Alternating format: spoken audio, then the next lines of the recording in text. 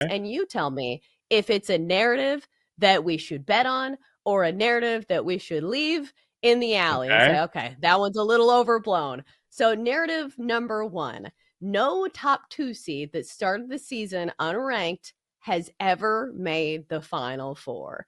And Jenks, this is bad news for us because I think we're both pretty high on St. John's this year. So St. John's fits the bill, and so does Michigan State. Do you believe in this narrative, or do you think it's just a narrative? I think it's just a narrative because I'm going to believe that a number 2 seed has earned being a number 2 seed. So yeah, you're overachieving, but you're overachieving because you're playing basketball at a high level. And both of these teams, what is the one thing that both of these teams have in common? Hall of Fame head coaches. You've got Tom Izzo and you've got Rick Pitino. So if there are ever two teams that are outliers here, because you have two head coaches who have won national titles, you have two head coaches who have been in this spot before, you have two head coaches who know how to get the most out of their players, it's these two guys. So no, I'm not going to believe this narrative. I believe that St. John's and Michigan State both have the ability to make the Final Four based on what we've seen this season. Yeah, they're overachieving, and maybe, maybe they're not overachieving. The experts aren't always right. Just because you predict that a team will do one thing doesn't mean you have your pulse on the team or how good they are. Sometimes a team is just really good. The media just misjudges how good a team can be or what their potential is. So, no, I'm not going to buy into this. What about you? I don't think so, because I think what this trend is saying is that, okay, this team has been overachieving. I don't think that's necessarily the case for St. John's. And even if you look at Michigan State, they still have talent. And plus, this is what Tom Izzo teams do all the time, is that maybe they don't have the NBA, draft prospects, but still they're a good team that's going to be well coached. They're going to be fundamentally sound, and they're going to play great defense. If you play that style of basketball, it can be really tough for some of these teams who haven't seen, really great defenses, especially in March. So I think looking at St. John's on the other side of things, it's similar for them. They're a great offensive rebounding team. They're great on defense. Maybe they're not going to hit you with a bunch of threes, but if you watch that team play, you're not saying, oh, this is not a top 25 team. No, they're huge. Right. They get all these rebounds. They're really athletic. And of course, you mentioned they're coached by Rick Pitino, who has done big things, of course, in March Madness. So I think for these two teams specifically, the narrative maybe doesn't apply. Maybe you can look at other teams in other years, but there's a reason why some of these are trends that need to be examined. So I'm going to need further proof before you say something like that about St. John's and Michigan State. All right, narrative number 2. Is this the year that Houston can finally solve its offensive problems and win it all? Because, Jenks, it feels like we see the story every single year. Houston is great on paper. They've got this suffocating defense, but their offense can go cold at times. Statistically, it looks like their offense is a little better this year, at least from the three-point line, one of the better three-point shooting teams, at least by percentage in America. But, Jenks, do you think their offense is going to hold them back this year? No, I don't. I think this is a different team that we've seen in previous years. That's why I like Houston a lot, is that, if you look in previous years, sure, they'll go cold, they play great defense, but this is a team that is more balanced than any other squad than Kelvin Sampson has ever had. I think I would maybe worry a little bit about Juwan Roberts because he's been injured, but it looks like he's going to be okay. They can just beat you in so many different ways. And the metrics, Chelsea, top 10 defense, I believe a top 10 offense as well.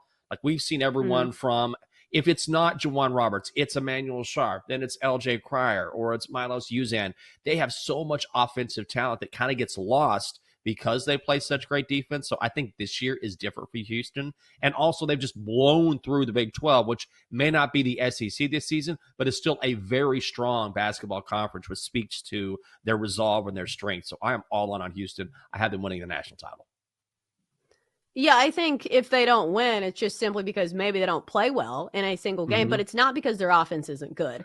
Because the numbers, excuse me, just don't support that argument. Because I was looking at their schedule, I'm like, okay, well, they've beaten some really good offensive-minded teams, like Arizona, beat them soundly in each of the two meetings. We know Arizona likes to run and gun up the court. But if you look at offensive efficiency numbers, Houston actually has better numbers than Arizona. Houston is a top 10 offense. Like you said, the number 10 ranked offense and offensive efficiency over at KenPom. Their 3-point numbers are good. Number 4 in the land in 3-point percentage, shooting almost 40% from beyond the arc. I know they don't shoot a ton of threes, but still, they've been very efficient. So it just feels like maybe you can say that, but there's no ammo to back up your point this year. Like their resume looks just as good as about anybody in the field this year. Only 3 losses, all of them coming in overtime with the exception of one, and that was to Auburn. So maybe Houston does not win it all this year, but I don't think it's because of their offense. I think it's just because it's really tough to win a national championship.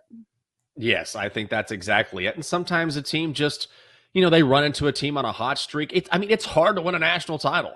And there have been a lot of teams over the years where, I think this is going to go way back. Dean Smith, when he was coaching at North Carolina, had great team after great team after great team, only won 2 national titles. And I say only, but Tom Izzo, I believe, has 1.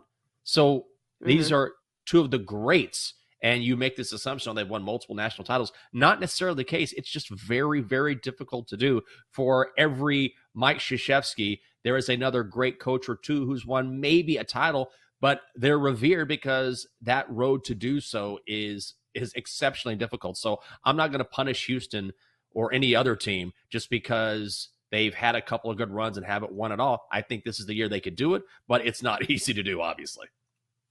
Yeah, and it's not easy to go the entire season only losing 4 games and all of your games being close. Like, it's wild to me that they have not had a single game in which they've gotten blown out. Like, that's pretty impressive to me. I know it feels like a weird metric, but still, Houston is very good, and I feel like people routinely do not want to give them credit.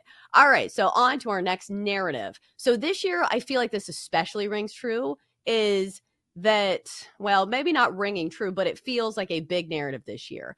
Big time offenses against big time defenses. Who wins in a battle of those 2 type of teams? Because part of March Madness is the matchups and how we see different teams kind of line up against each other, where sometimes it's not that the better team wins. It's just some teams just don't match up well against certain teams. Right. So we have some of those teams. We were just talking about Houston, big time defensive team. You could also do it with tempo because there are some teams that like to run and gun, and there are other teams that like to play in the half court. But Jenks, who do you think wins in a battle between a team that's very good on the offense and a team that's very good on the defense? Do you think there's any advantage with the style of the way March Madness plays out, the format of the tournament? What do you think? Oh, I always go with defense every single time. I think defense travels, and look, defense is something that you can control to a point, right?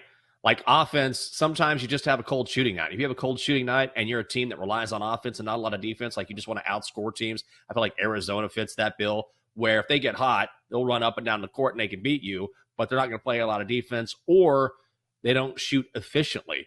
But if you play defense, you can play that each and every single night. There's less variance there. And also, if you talk about a team like St. Mary's, for example, St. Mary's is a team that plays great defense. They also play at a slow pace. They don't turn over the basketball. What does that mean? They can control the tempo of the game. And when you are sound defensively and when you slow things down, you can really frustrate a high-powered offensive team and keep them from getting it going. So all things being equal, I'd be on the defensive side.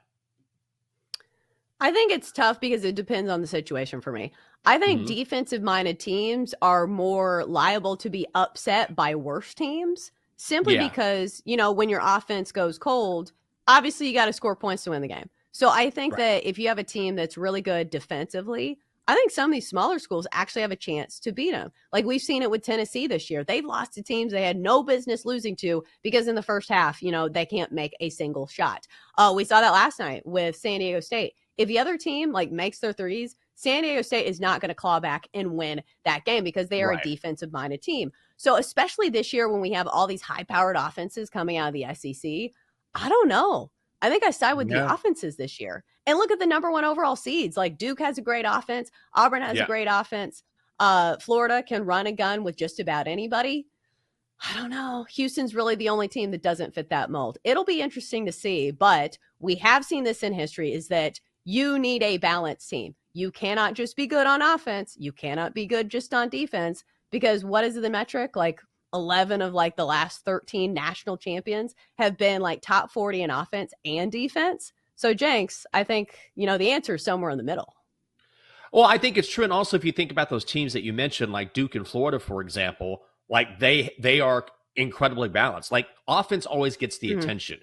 But so when you look at Duke and you're like, their offense is incredible. It is, but so is their defense. Same thing with Florida. You look at someone like Walter Clayton Jr., Alex Conn. I mean, they have so much talent on offense, but then you look at their defensive metrics and they're right up there in line with the offense. So I think you get caught up in watching a team that's so offensively talented.